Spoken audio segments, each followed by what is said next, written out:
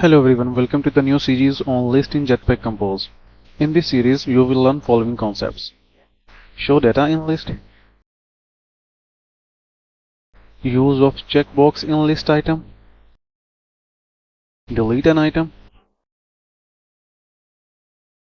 Delete multiple items.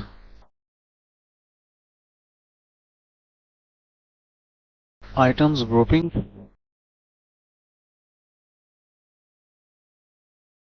Make list item expandable.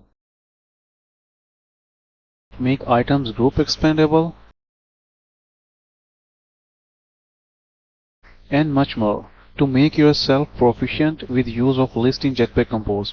You will get new video on every Tuesday, so let's get ready. I hope this series will be very helpful for your next project. With this, we come to the end of this video. See you in the next one.